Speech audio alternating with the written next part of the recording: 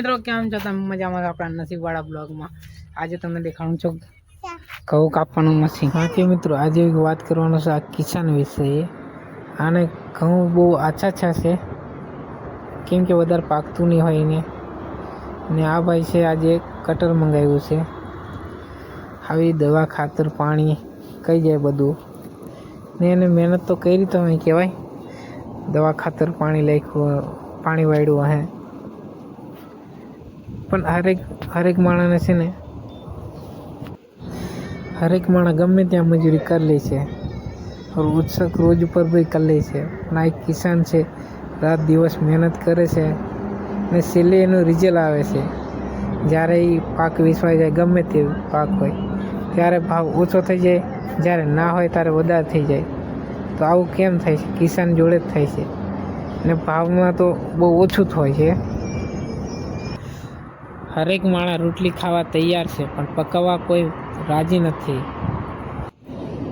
ફરવા બધાને બગીચામાં બહુ જવું છે, ફોટા પણ પાડવા છે, પણ ખેતરમાં કોઈને જવું નહીં કેમ કે પગમાં ગાર સોટી જાય. ગાર્ડનમાં ગાર ના સોટે. કોઈ બી માણસ હોય એને મહેનત નથી કરવી, બસ ખાવું છે હિદલો. કિસાનને છે ને બહુ કાઠું છે. બીજાને કાઠું હોય કે ના હોય, પણ કિસાનને વધારેથી વધારે કાઠું હોય. વાવાટોળું આવી જાય, પાક બગાડી જાય, એવું બધું ઘણું થાય. પાછા મજૂર બોલાવેથી મજૂર લઈ જાય પૈસા, પછી દવા ખાતર એ પાછું સેટનું હોય કહેવાય. પણ તોય છતાં એને બહુ મુશ્કેલ હોય. રાતે ઊંઘ હોય તો એ વિચાર કરીને ઊંઘે કે મારો પાક શું કરતો હે. રોજડા આવી જાય, હાંસવા જવું પડે, આખી રાત જાગતું રહેવું પડે. લાઇટ દિવસે ના આવે તો રાતે આવે, લાઇટ આવે તો દિવસે પાછું કામ કરવું પડે. ઉજાગરો હોય. પાછું એક અટો આવે છે, તમને દેખાડી દઈએ અમે કલાઈ રે.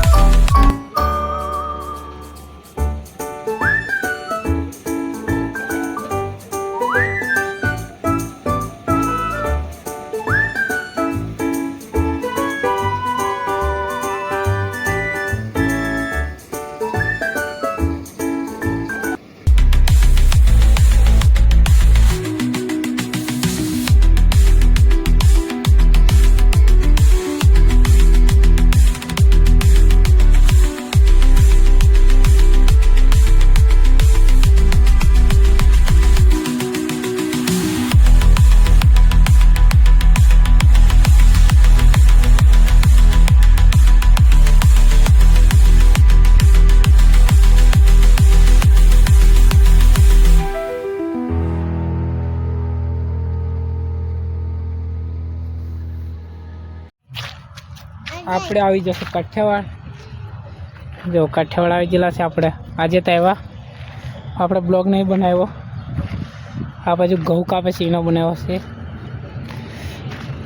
અમારો વિડીયો ગમ્યો હોય તો લાઈક શેર સબસ્ક્રાઈબ કરી દેજો. ડીજે પેટ્રોલ પંપ બંધ થઈ જશે આમ કહે છે, ખબર નહીં. પેટ્રોલ પંપ બધા બંધ છે. કલા યુવરાજ બધા બંધ છે, બધા બંધ છે કે ને? હો એટલે હા મળશું બીજા બ્લોગમાં. ચાલો યુવરા ડીઝલ બંધ થઈ ગયું કે નહીં? પેટ્રોલ બંધ થઈ ગયું ને? પેટ્રોલ બંધ થઈ ગયું કે બીજું હું બંધ થઈ ગયું? ગેસ બંધ થઈ ગયો? ગેસ ચાલ હા આપણે જતા રહીએ.